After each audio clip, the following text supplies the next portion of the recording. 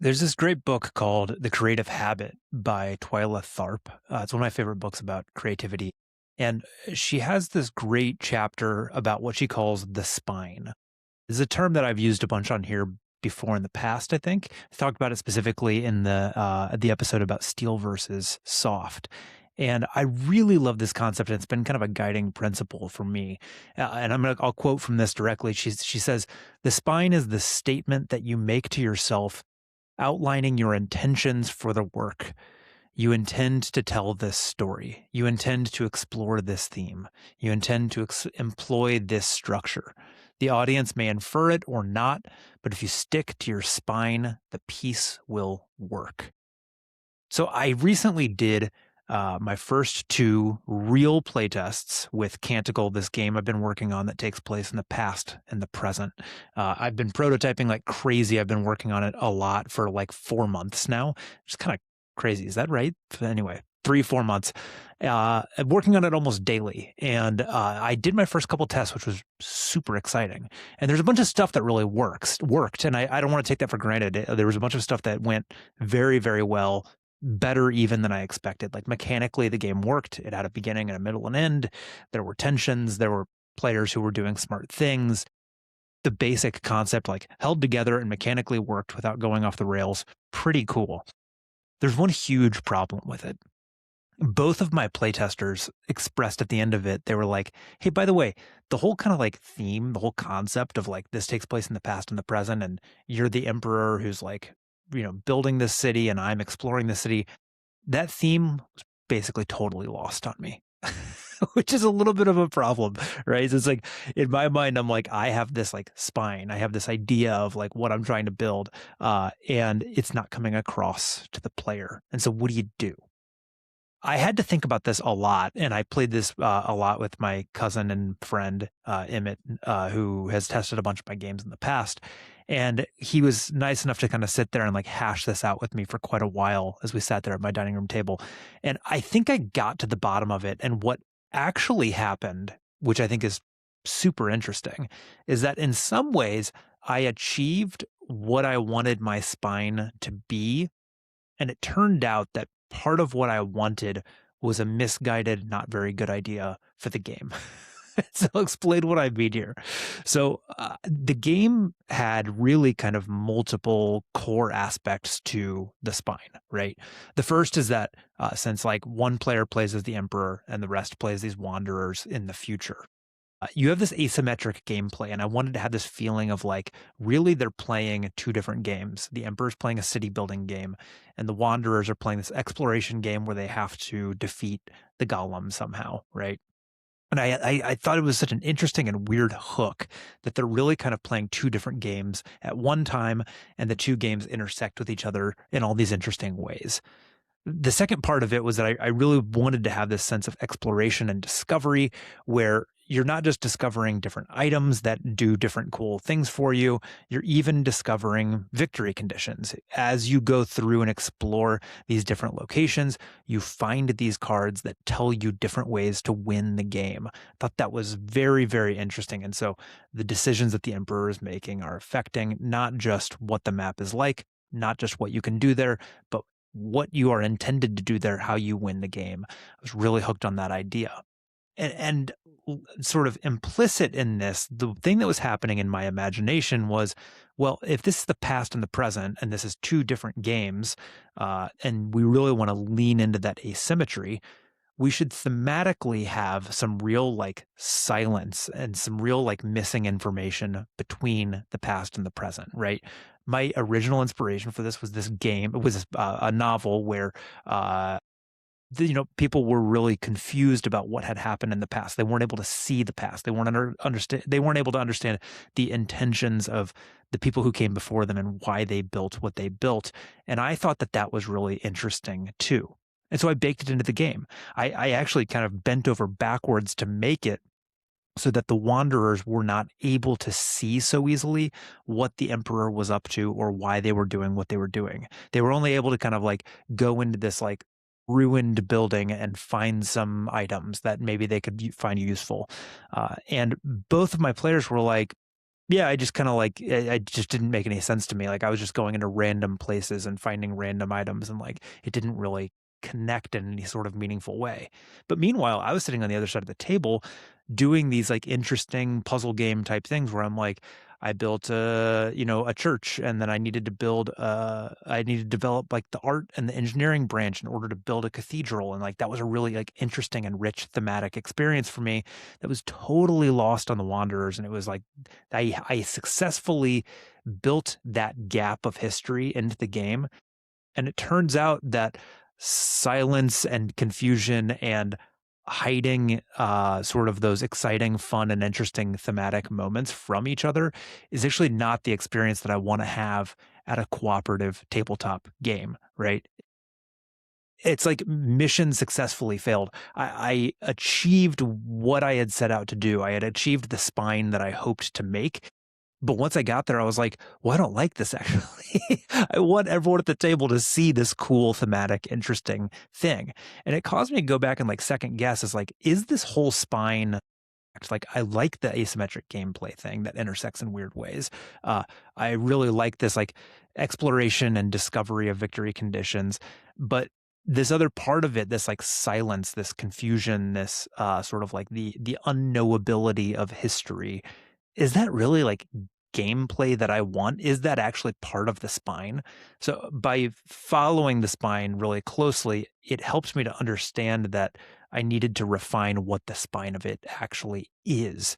And I might not care so much about the stark realism, this real experience of going through the ruins and not being able to see what the emperor was doing, and maybe open things up a little bit. So I made a few changes that made a huge improvement. So the first one was that previously, so I have basically these locations that all represent kind of different things you can build in the past. And on the backs of them, I have just like some information about like what they produce, so that in the past it was like the emperor can see what's actually going on. Everyone else is going to see just like ruins or whatever. And one of the things that I am changing is that I'm making it so that when the emperor plays this, they actually play it face up. And I've actually just accepted that it's okay if the wanderers see what was being built. And when they flip it over, when they actually go there, they'll flip it over and discover the ruins or the relics that were on the back, and you'll actually put them on there. And this just works much better because now it's like everyone can kind of see what's being built. And although it is a little bit of a modification of like what the original vision was, it maintains the parts of the spine that I like the most, and it actually brings the wanderers into the story of the history in a much more meaningful and rich way. And in order to start doing this, I actually had to start pulling in art. And I really don't want to use AI art on this. And so, as you probably saw, like I started pulling in real old paintings that really represented what I wanted here. And I got super excited about it because I was like, oh wait, all this stuff is in the public domain, and I could use this as like direct reference for what I want my artist to actually do on this in the real version. That's really exciting too. And it started pulling me further into the universe to be like, oh, look at these like cool old paintings that actually represent what I want. The other thing that I did was that previously the wanderers could discover stuff that would help them to kind of build some infrastructure, things like canals and walls. These are sort of like permanent fixtures in this world. And I realized that actually thematically, that should be the emperor, not the wanderers. Why would wanderers be continuing to build the city? City building belongs to the emperor. Bring that back over to them. And once I did that, it started opening up a whole bunch of other stuff. And so the last part that I think is like really another sort of like key breakthrough in the actual game design is to actually break down what I meant by discovering things, even discovering victory conditions.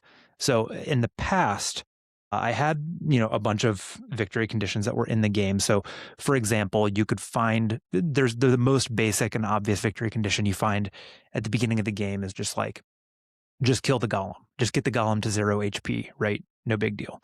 And then you get a little further into the game and you find something like this. You find the defanging tool, which is this tool that allows you to remove cards from the golem, but it's really dangerous because when you do it, they become like enraged and they become much more dangerous.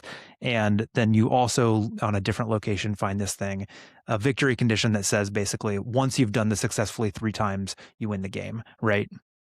So there's a bunch of that stuff out there, and I think it's really cool and it's really fun.